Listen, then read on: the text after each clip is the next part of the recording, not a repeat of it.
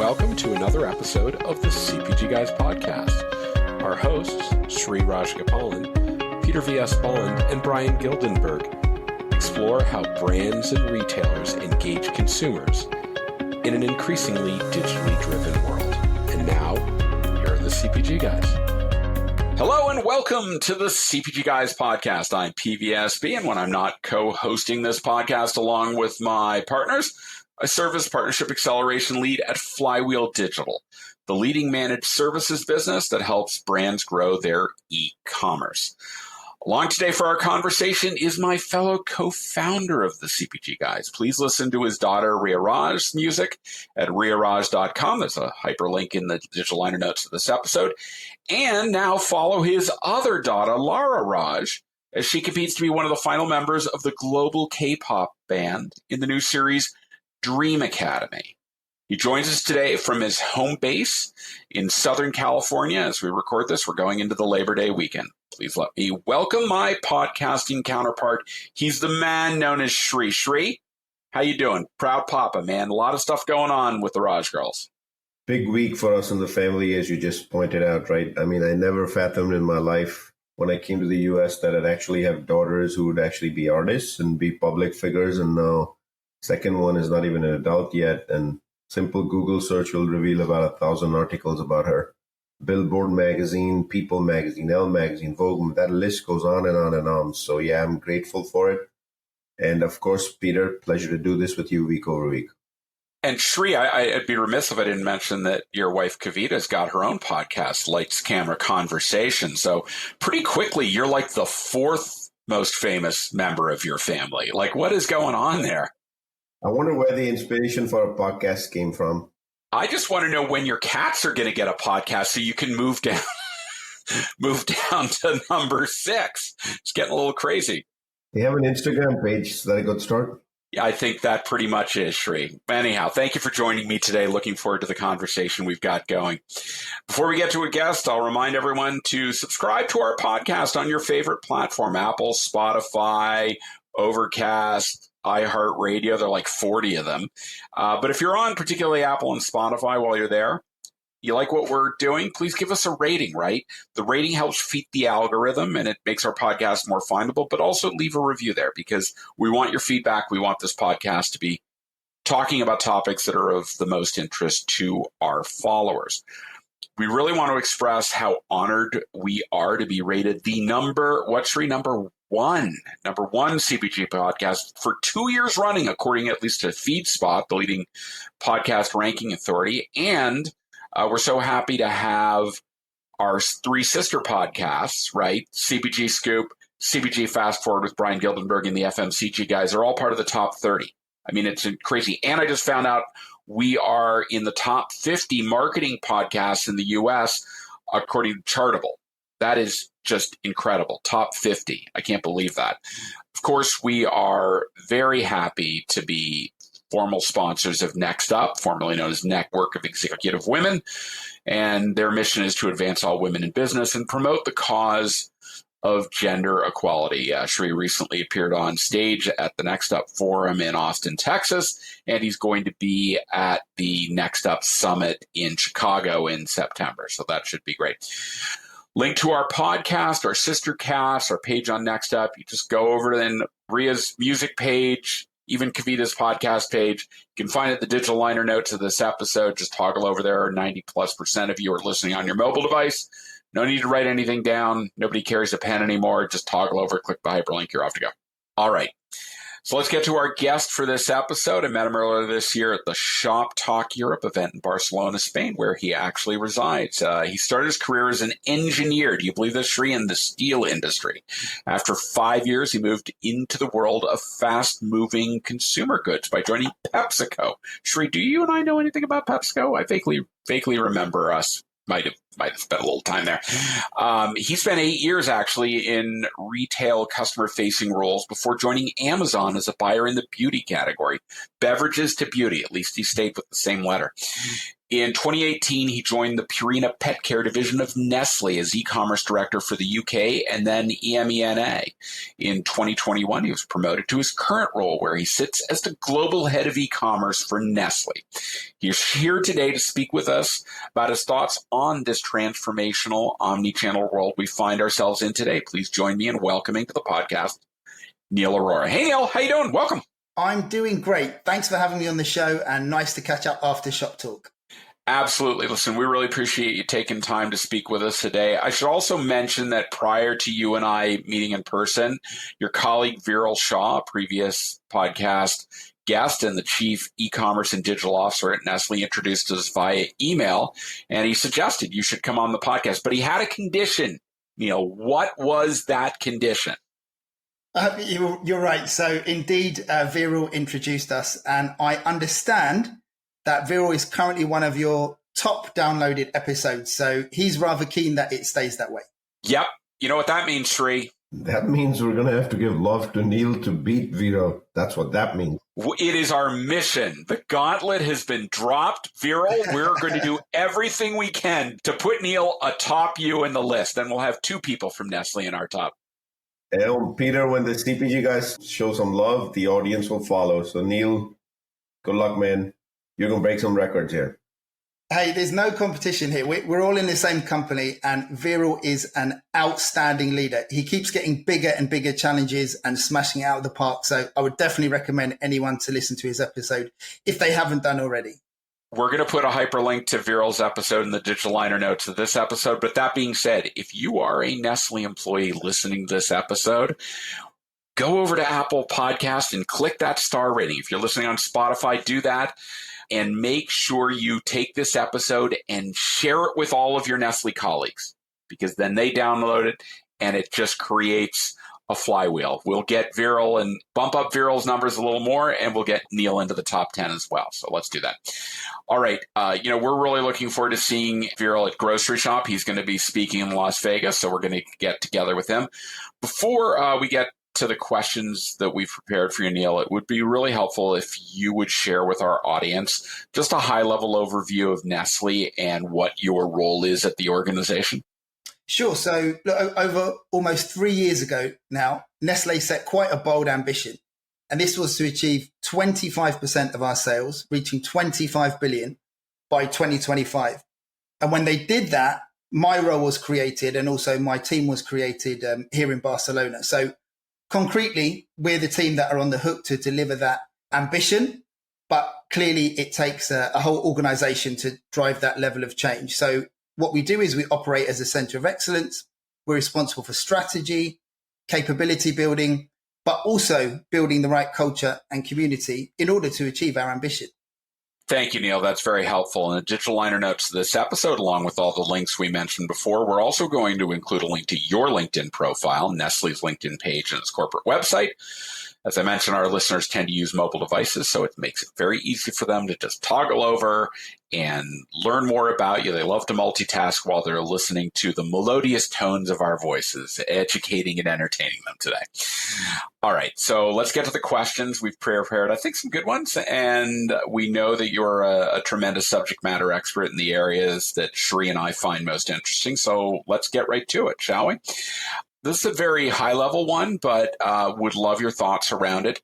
How are you thinking about the evolution of retail and the role that e-commerce is playing in it, given everything that's transpired over the last 3 years and looking into the future?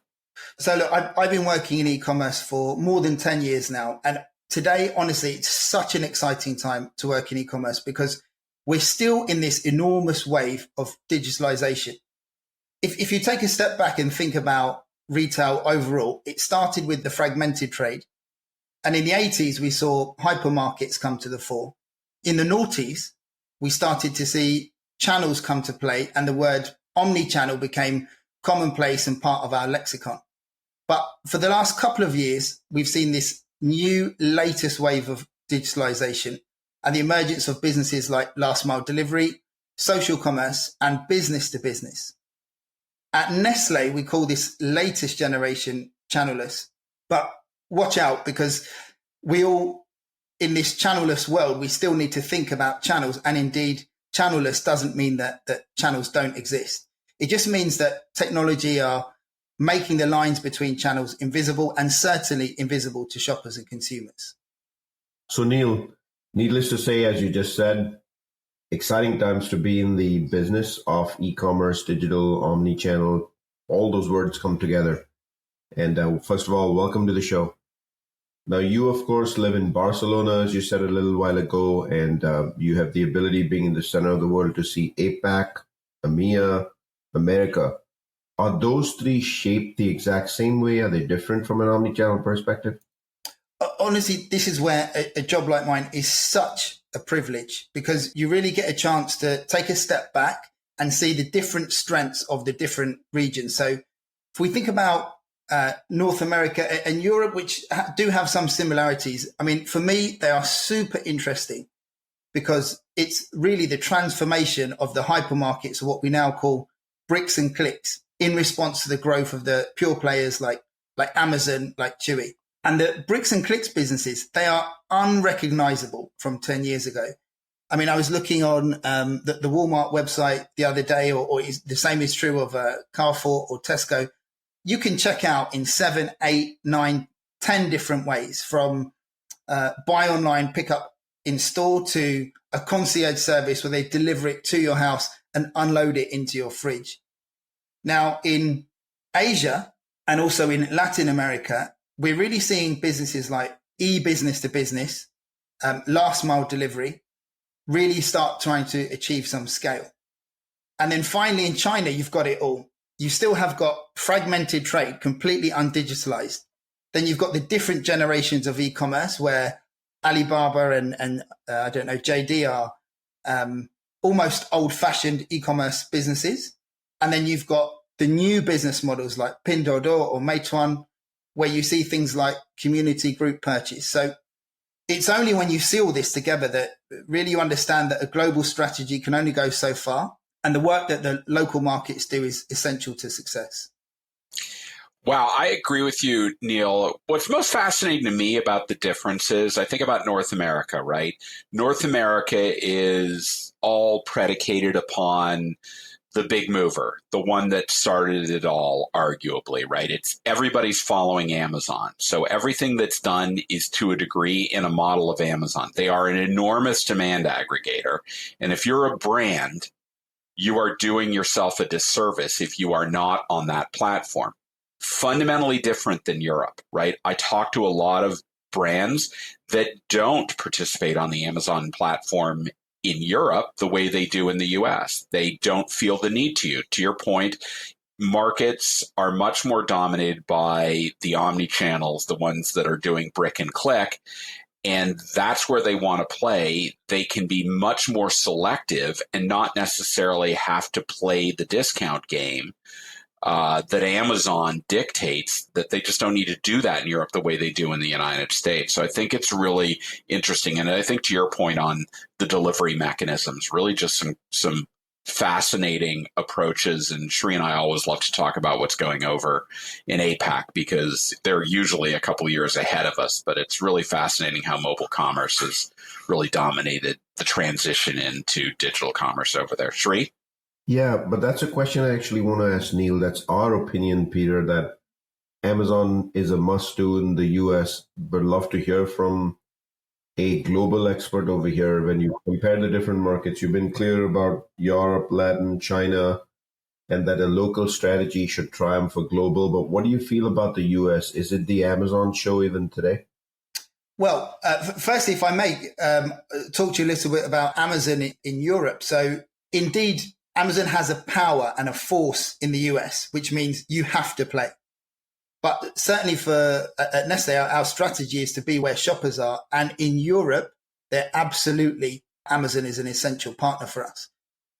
Different brands have got different strategies, but our relationship with Amazon is super important. And beyond that, if you take a market like Japan, which I was lucky enough to visit earlier this year, you see businesses like Amazon, which are uniquely positioned to win because it's actually quite a traditional market, and Amazon is coming and there's lots of space to be disrupted. What I'm really impressed with in the US when I talk to my colleagues is the mix of different models that you have in the US and how quickly your traditional retailers have been able to digitalize. So I already mentioned Walmart, but I mean, I'm a big fan of your podcast. I've heard you had, I don't know, the guys from Albertsons on talking about what they're doing with retail digital media.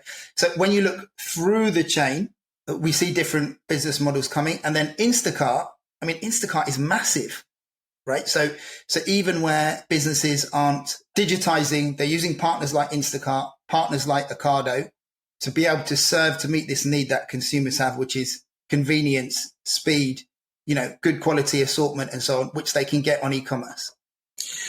So I guess this begs the question then, Neel, very different markets, very different evolution, very different demands. How do you, as a global center of excellence, really think about resourcing the organization to win, regardless of what the market dynamics are kind of dictating? Yeah, so this question never goes away. In its simplest form, kind of whose job is it to do that? And I think working in e-commerce, somehow I've been in perpetual organizational design mode for on and off for most of that time. What I've learned about it is that there's no silver bullet, only strategic choices.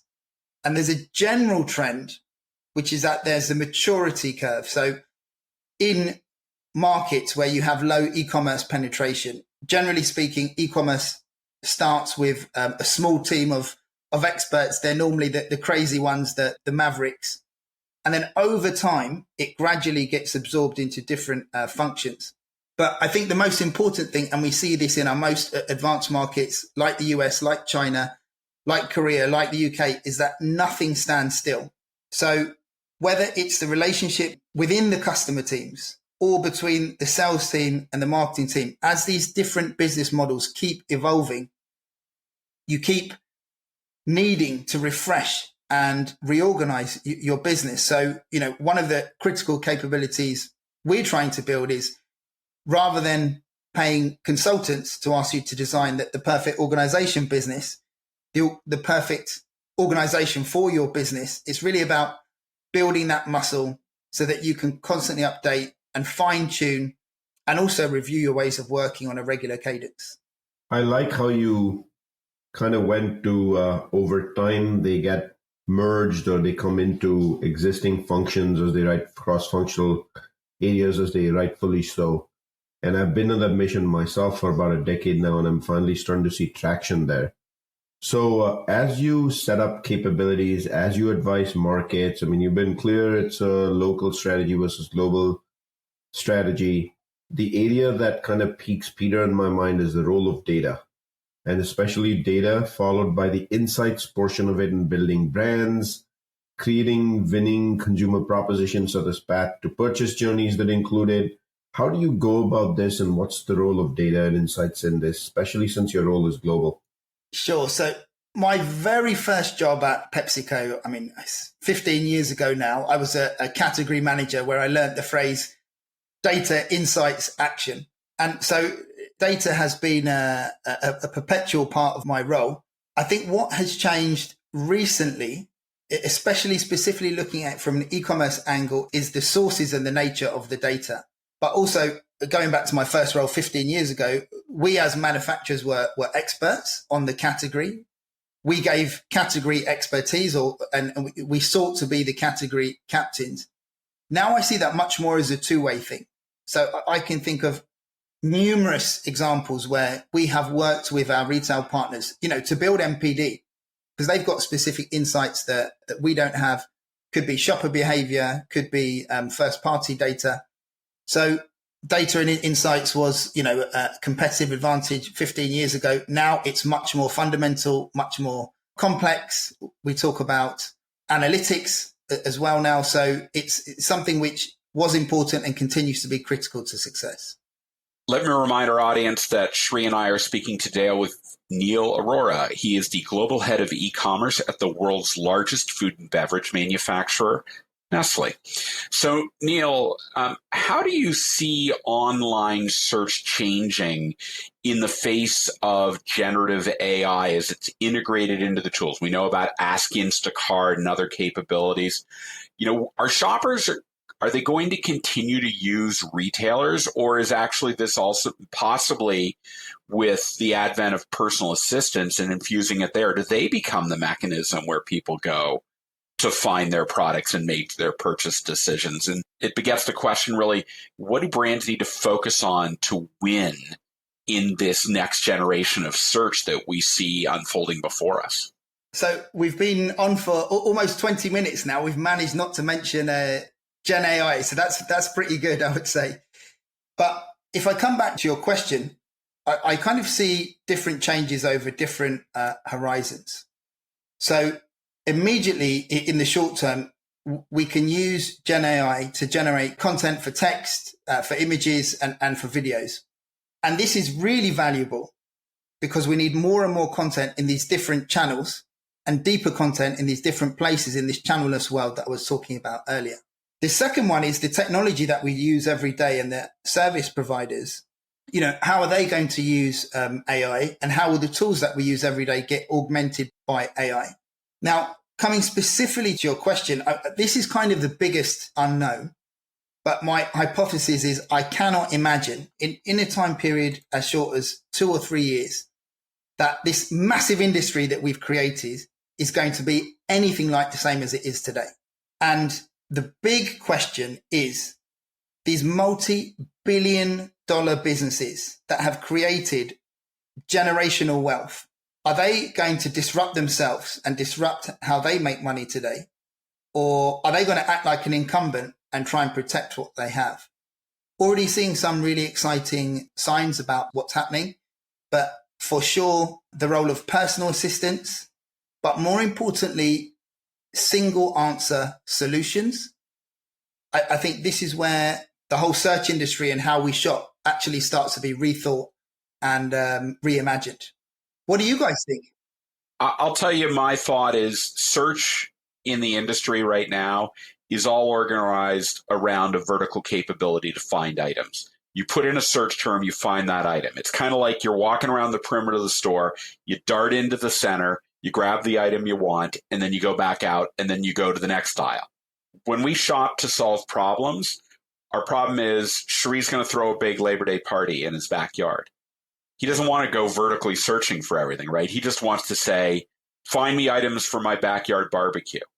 And that single answer with multiple items within it is a much more efficient way to do things than the way search. I think it is going to be very transformative. And the question becomes, if I train a personal assistant to know me, to know the dietary concerns, other things about me, and I ask it, throw me a party, then it's going to do all that I talked about, but it's also going to do it so it's more reflective of me as a consumer.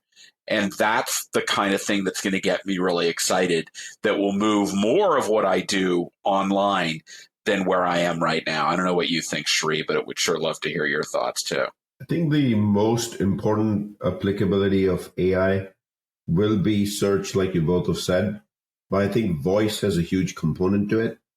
The example you gave of the backyard barbecue or finding an item, I think voice will have a much more prominent role in identifying what you want, being able to also generate and predict what you want, and then assisting consumers and just making the experience of finding, shopping, the whole omnichannel experience pretty frictionless to the extent feasible.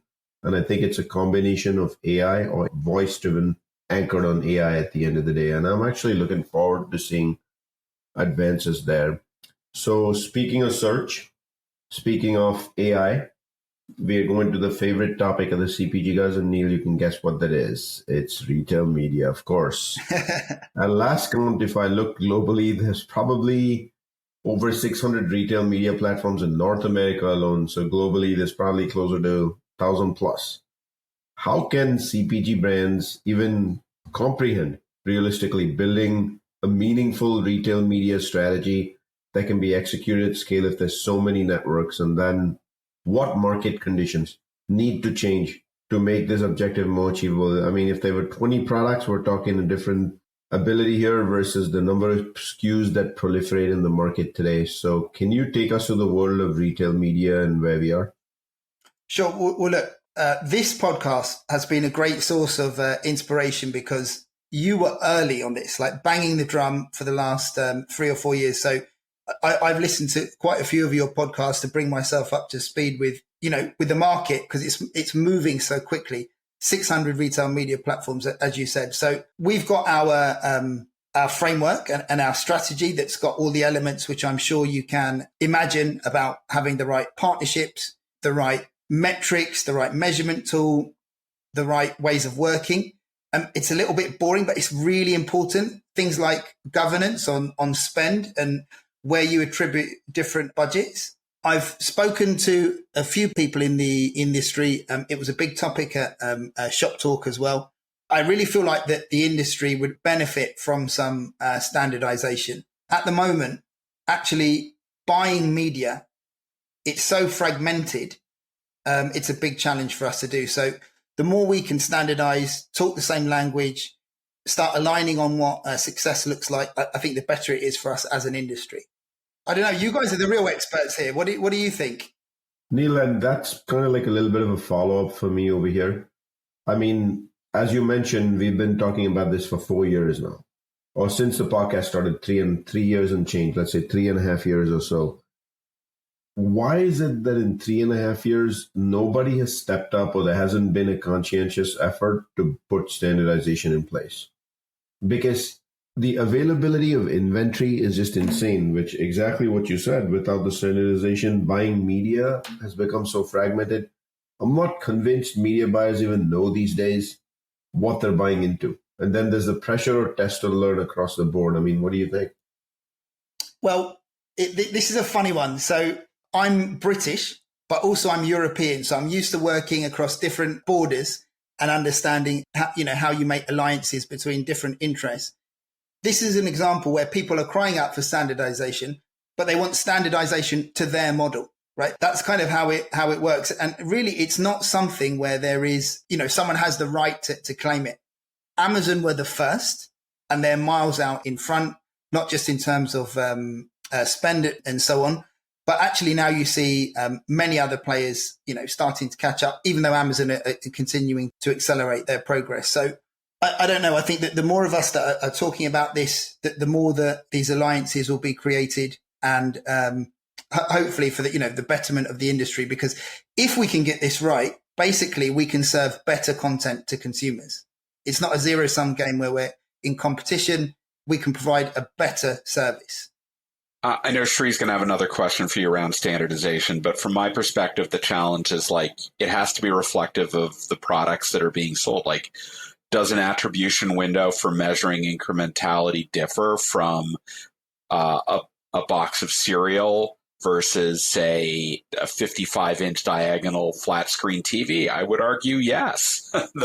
Very fundamentally different. So creating standardization, I think to your point, is it's a noble cause, but it has to be much more nuanced based upon what's going on. But I'll leave Shree to dig in because I know there's been some recent efforts in this area. I want to talk a little bit about what you articulated as how you're structured within the organization. Like a lot of fast-moving consumer companies, e-commerce often operates as a center of excellence. And we've talked about this, but we'd like to hear it from you. What do you think are some of the KPIs that should really matter to an organization around e-commerce?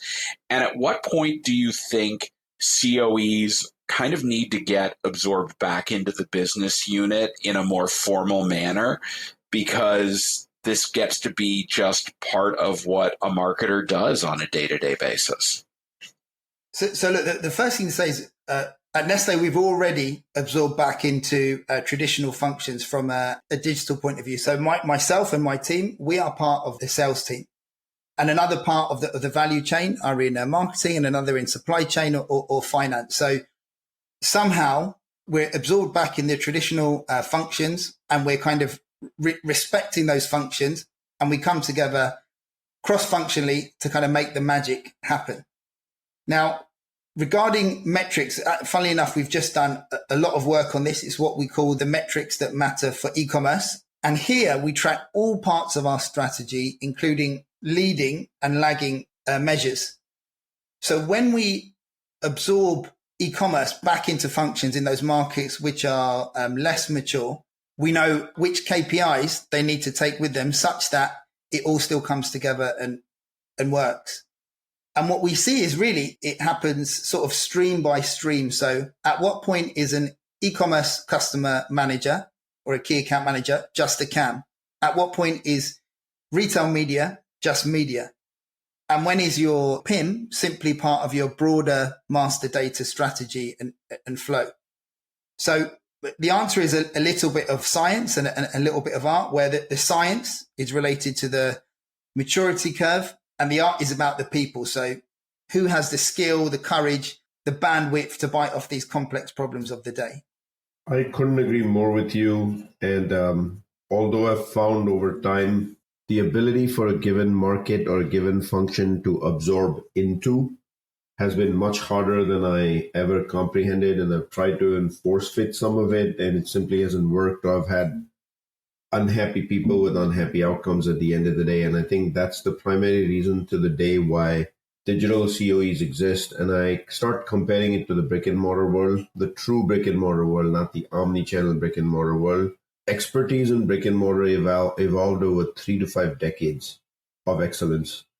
Digital will also take its time. And I'm sure if you go back 30 years in history, and I actually remember the 90s when category management was just starting to become a household name, and there was so much resistance to the word category management. People didn't want a category management team. And here we are now. Capman pretty much as an advisor dictates what's on the shelf, right? So I think we're a good decade away. I mean, it's not a popular opinion or rhetoric. We're a decade away from functions being truly able to absorb digital into its working ecosystems. But I want to go back to retail media for 1 second, Neil. And we talked about standardization and how standardization has become an ask from these various RMNs of my model is the best model. But the IAB recently produced a retail media buyer's guide, very much to that comment about buying has become much harder in an unstructured environment. And that buyer's guide is actually supposed to help bring structure to industry offerings and measurement approaches. Peter and I see it as a first step. A first step was necessary to move something in some direction. But does it leave room for much more or something else? Or was it really a very good first step? Yeah, I think so. It's a step in the right direction. But another thing that we're working on right now is really looking at our tech stack more generally for some time. This is really complex work in a business of scale of Nestlé. I think we're going the right direction. But in the immediate term, I see us onboarding much more tech solutions. I know your question was about retail. I'm just broadening it out to the role that technology plays generally. I think where it gets really interesting is about the democratization of data and the ability to connect different data sets that drive insight to action.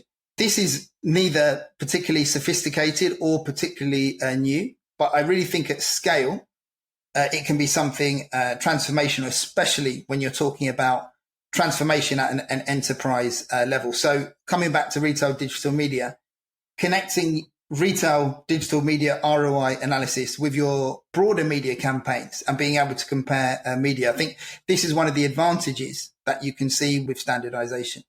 Yeah, for me, the fascination over all of this is, I think you kind of alluded to it, we've got great data sets out there. I think we're getting to the point where there's an enormous amount of data, and we have to be very judicious in making decisions about what data sets. I've got to imagine, Neil, that this is something that probably, for lack of a better term, plagues large consumer packaged goods companies like Nestlé. When is data too much data? And are you paralyzed by your need to try and get every piece of data, or how do you make decisions going forward? I'd love your thoughts on that. So again, coming to my early days at PepsiCo, I had a brilliant manager. And when I started, a gentleman called Mevin Fernando. It's a while since he's been in my, and he drummed into my head, data, insights, action, data, insights, action. So oftentimes, we could be talking to our media partners. We could be talking to our, even our customers about getting more data, cutting and splicing and dicing data in different ways. What I really sort of try and remember from what I learned in my early days is extract insights from the data that you have. and take action. And if you don't have all the information that you need, use that bit of intuition, move things, play with it, and then complete the loop again, measure and then revise it. So I can never remember a time in my years in CPG where we've had less data than we had yesterday, but we're not still asking for more data. The bit that, gets me excited is driving the actions, seeing the results, and then completing the loop all over again. Well said, Neel. So you made reference, we talked a little bit earlier about the technology of generative AI and the influence it'll probably have on search. Looking out over the next 3 to 5 years, what other kind of transformational capabilities, technologies excite you most about e-commerce in fast-moving consumer goods? Would love to just hear kind of like what's piquing your curiosity as you think about where you want to take? Because it's always and I always make reference to this, it's about Wayne Gretzky. He was never about where the puck was. He was about where the puck was going. So where's the puck going, Neel? So it's a great question. And this is the kind of thing that keeps me up at night, because ultimately that's the privilege of jobs like mine, like ours. It's super obvious to say, but technology and data are going to play a bigger role. And by the way, not just in e-commerce. I mean, this is the overall direction for CPG. Every single part of the business. I talk to my colleagues in finance, but in HR, and the people metrics that they're able to get now, it's quite incredible. So I think that the value comes from connecting these disparate data sources where, 1 and 1 equals 4 or equals 5. So I was talking about retail digital media before, but, and by the way, I know there's tools that do this already, but connecting your online availability measures with your offline and using it to power your field sales, using content changes and digital shelf measures to understand the impact on outward sales and market share. This is pretty easy stuff to say. And there's many people that claim they can do it, but I'm not sure there's anyone in the industry that says we're doing this at an enterprise level on a habitual basis. This is how we run our business. So they're the kind of fundamentals that myself and my team, we're going to be focused on in the years to come. And I managed to answer without saying Gen AI. That's good. But we're playing podcast bingo, and I'm sorry you don't get to win because you didn't bring it up. So, but seriously, Neel, that was really terrific. I'm going to turn to my audience and just say that please visit cpgguys.com. You can find all of our content. You can filter our episodes based on topics like retail media, data insights, loyalty, DEI, ESG, all of those. Makes it really easy for you to find episodes that kind of sing to the song that you like. And of course, if you think that you or your company has some thought leadership to contribute to this community discussion that we foster through the podcast, just drop us an email at contact@cpgguys.com. Maybe you can join us for a future episode. And of course, when you're at cpgguys.com, on the navigation bar at the top, there's a little link to ratings and reviews. Please leave us some there. Go to Apple or Spotify. We really do want your feedback. We really appreciate it. Sri and I are always heartened whenever we run into people, be it at an airport, be it at a retailer's office, inside a brand manufacturer's office, or wherever, conferences in particular. I know it's going to be great for us to go to grocery shop because it's like homecoming to us. We get to see so many of our industry friends. And of course, if we don't meet you in person, we still want to thank the 25,000 plus LinkedIn followers that we have that trust us to both educate and entertain them about this transformational industry we're in. Neel, really great to follow up on the conversation you and I had in Barcelona and to have you on to talk with Sri and me about everything that's going on in e-commerce and fast-moving consumer goods. Really great to have you. Thank you for joining us today. Thanks for having me on the show. Had loads of fun. Excellent. Sri, wow. I think this isn't going to be hard for us to help Neel surpass Viral in terms of downloads because it was some great content. Would love to turn to you and find out what are some of the things that really piqued your interest in what Neel shared with us today.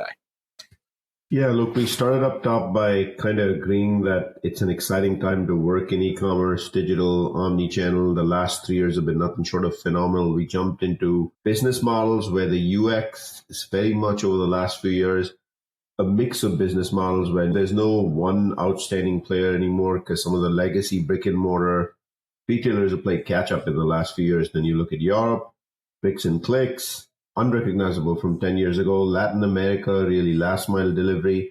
And China is basically some of everything, or better said, all of it. And the one that really rose up top to me is the new one, which is this the fifth or sixth time I'm hearing of a community group purchase, which actually in the US would be a fantastic model to bring to bear, given we live in communities in the US, pretty much any suburban environment. And the importance that strategies for brands need to stay local versus global. Then we jumped into the relationship with Amazon and its importance. What I'd say in certain markets, much more prevalent, certain markets, certainly less. I think Amazon has left its footprint pretty much everywhere in the Arab world. Maybe China is the only exception to that rule, Korea, a couple countries here and there, but it's really there everywhere. Then we got into business models and how to make COEs work and the role of a COE. And I think Neel rightfully pointed out, a COE is only as successful as it being able to put skill sets back into cross-functional membership or back into functions where they belong, because it's a balance of art and science. And the sooner that art and science is developed, the better off we are. Jumped into the role of AI. We asked the question, is search and AI coming together? I shared my own opinion on that one, but sounds like search and AI are indeed made for each other. And then standardization of retail media networks, given the proliferation we have in the industry, causing media buying to be significantly fragmented. But the problem is most media networks, RMNs, want their model to be the model or best-in-class model. And then IAB, of course, I try to rope it all in, step in the right direction, long way to go, but better than nothing. And then we did talk a little bit about tech and its importance and what tech will change in this space as we fast forward. But Neel ended it by grounding us all back in the fundamentals that came from his manager. Get the data to insights to action right, and you're never going to have an issue with whatever you touch in the CPG industry. Thank you, Sri. I agree. My only problem is the whole community purchase capability. Problem is that my neighbor and best friend lives in LA and I live in Connecticut. I don't quite know how we're going to pull that off, but it is a worthwhile thought about it. Thank you, Sri, for that summary. And our community is nationwide, Peter. That is true. That is true. But thank you, Sri, for that summary. And as always, thank you for joining me in this little cottage industry that we've created here, this venture that we call the CPG Guys podcast. To our audience, thank you. As always, we look forward to speaking with you on the next episode of the, wait for it, the CPG Guys podcast. Thanks, everybody. Goodbye.